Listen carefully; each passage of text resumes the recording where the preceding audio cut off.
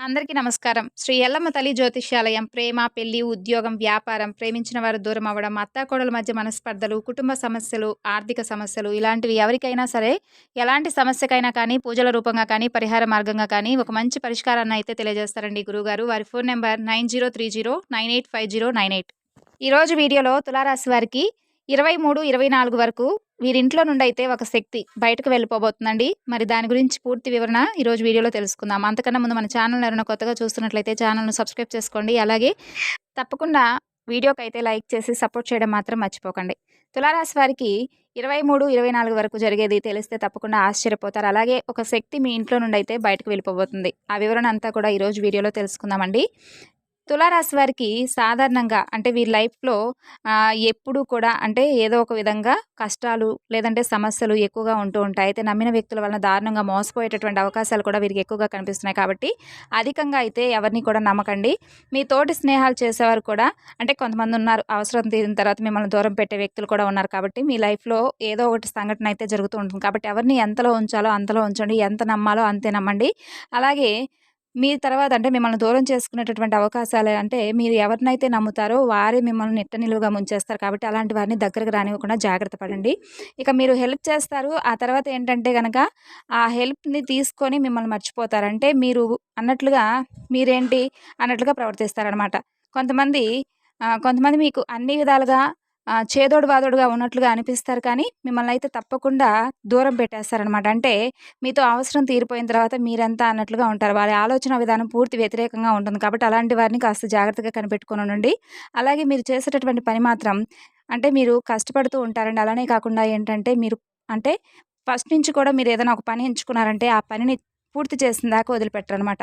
గొప్ప పేరు ప్రతిష్టలు కూడా పొందుతారు వాటి వలన. అలానే కాకుండా చురుగ్గా మీ పనిలో మీరు మంచి ప్రావీణ్యత చూపిస్తారు. చాలా హుషారుగా ఒక క్రమ పద్ధతిగా చేసుకుంటూ వెళ్తారు. ప్రతిదీ కూడా ఏంటంటే ఒక విషయాన్ని తెలుసుకోవాలని అనుకుంటే సీరియస్‌గా తీసుకుంటారనమాట. కొన్ని విషయాలను సీరియస్‌గా అవసరం లేదనుకున్న వాటిని పక్కన పెట్టేస్తారు. అయితే తొందరగా అంటే మీరు ఆలోచించే విధానంలో కొన్ని మార్పులు జరగడం వల్ల ఏంటంటే మీకు ఒక పనిని ఎంచుకున్నప్పుడు ఆ పనిలో మీకు విజయం కంటే కూడా అపజయం ఎక్కువగా ఎదురవుతూ ఉంది తులారాశి వారికి. కాబట్టి ఆచితూచి జాగ్రత్తగా ఏదైనా కానీ ఒక పనిని ఎంచుకున్నప్పుడు జాగ్రత్త పడండి. కొంతమంది కుళ్ళు కుతంత్రాలు జరుపుతూ ఉంటారనమాట. అలాంటి వారంటే మీ బంధువర్గంలో కావచ్చు, శ్రేయోభిలాషులు కావచ్చు, స్నేహితుల పరంగా కావచ్చు, వీరందరూ కూడా ఎదగడం కొంతమందికి ఇష్టం ఉండదు అన్నట్లుగా చూస్తూ ఉంటారు.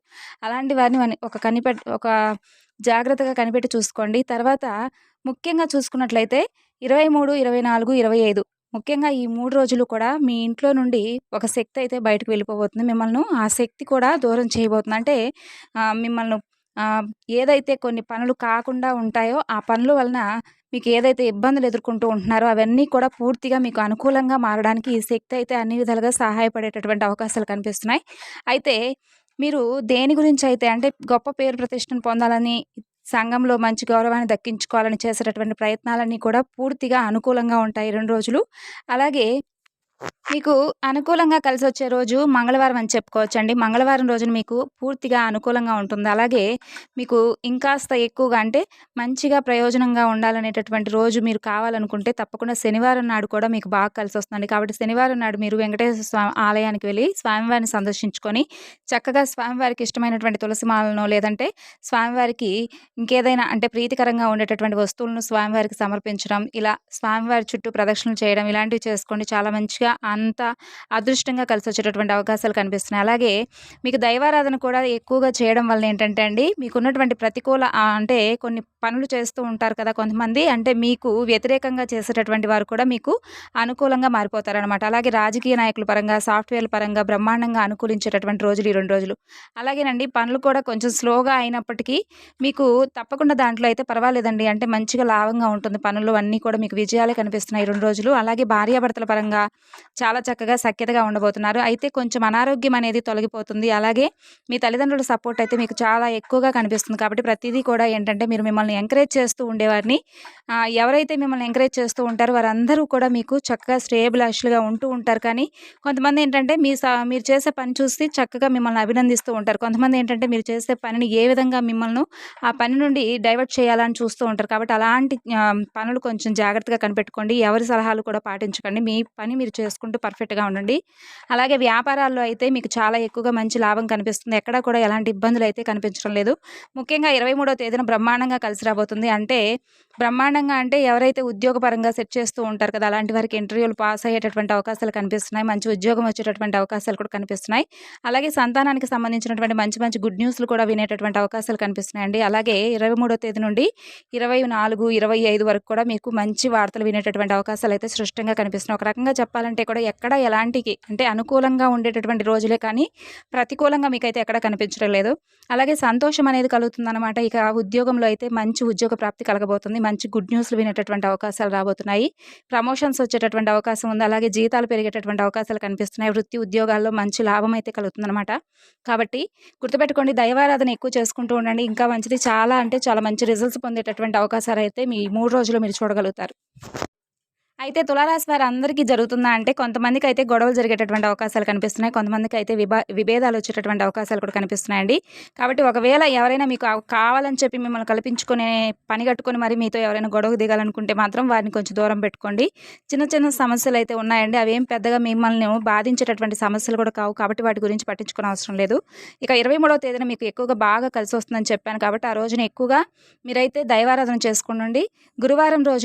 గురువారం రోజు కాబట్టి 23వ తేదీ మీరు తప్పకుండా ఆ రోజున దగ్గరలో ఉన్నటువంటి దేవాలయానికి అంటే సాయిబాబా టెంపుల్‌కి కానీ, లేదంటే దత్తాత్రేయ స్వామివారి టెంపుల్‌కి కానీ ఎళ్లి నల్ల మినుములు లేదా బియ్యాన్ని కానీ ఎవరికైనా కానీ దానంగా ఇవ్వండి. అలా దానం చేయడం వల్ల ఏంటంటే సగానికి సగం మీకున్నటువంటి దరిద్రం అంతా పోతుంది. ఆ దరిద్రం మిమ్మల్ని వీడి అంటే మంచి స్థితిని కలిగించేలా చేస్తుందనమాట. కాబట్టి మీకున్నటువంటి చెడు స్థితి అంతా కూడా పోయి మంచి స్థితికి రాగలిగేటటువంటి అవకాశం మీకైతే ఉంది. కాబట్టి గురువారం రోజున మర్చిపోకుండా మినుములు కానీ, లేదంటే బియ్యాన్ని కానీ దానంగా ఇవ్వండి.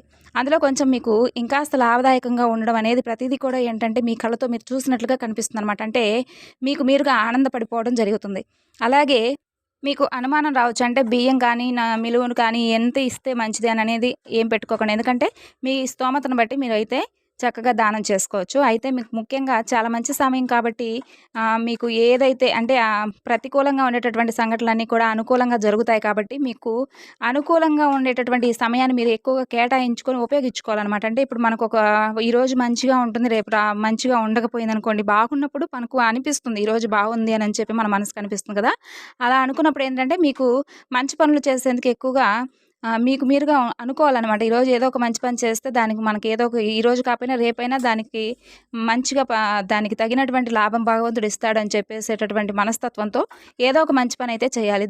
ముఖ్యంగా అండి దైవారాధన చేసుకోవడం వల్ల మీ ఇంట్లో ఉన్నటువంటి నెగిటివ్ ఎనర్జీ అంతా కూడా బయటకు పోతుంది. అంటే నెగిటివ్ ఎనర్జీ వెళ్ళిపోయి పాజిటివ్ ఎనర్జీ అనేదైతే చక్కగా ఏర్పడుతుంది. పాజిటివ్ ఎనర్జీ ఏర్పడ్డప్పుడు ఏంటంటే మీ పనులన్నీ కూడా సక్రమంగా పూర్తవుతాయి. పెండింగ్‌లో ఉన్నటువంటి పనులు కూడా కంప్లీట్ చేసుకునేటటువంటి అవకాశాలు కనిపిస్తున్నాయి. పెండింగ్ పనుల నుంచి కూడా మీరు బయటపడగలుగుతారు. ప్రతీదీ కూడా మీకేంటంటే ఒక క్రమంగా పనులంటే చేసుకోగలుగుతారనమాట. ప్రతి పనిలో కూడా మీరు విజయాన్ని చూసే విధంగా ఉంటారు. అలాగే యాక్టివ్‌గా ప్రతి పనిలో మీరైతే ముందుకు వెళ్ళిపోతూ ఉంటారు. ఇక మొత్తం మీకున్నటువంటి డల్‌నెస్ అంతా కూడా మీ శరీరం నుండి బయటకెళ్ళిపోతుంది. కొంచెం యాక్టివ్‌గా మీ పనులు మీరు చేసుకోగలుగుతారు. యాక్టివ్‌గా ఉండగలుగుతారు. ఈ విధంగా తులారాశి పరంగా చూసుకున్నట్లయితే మీకు బ్రహ్మాండంగా కలిసొచ్చేటటువంటి రోజులని చెప్పుకోవచ్చు. మీ ఇంట్లో ఉన్నటువంటి దరిద్రం ఏదైతే ఉంటుందో అది మిమ్మల్ని ఏదైతే ఆటంకం కలిగిస్తూ ప్రతి పనికి కూడా మీకు ఎదురు దెబ్బ తీసే విధంగా ఉంటుందో ఆ ప్రతికూలమైనటువంటి శక్తి అయితే బయటకు వెళ్ళిపోతుందండి.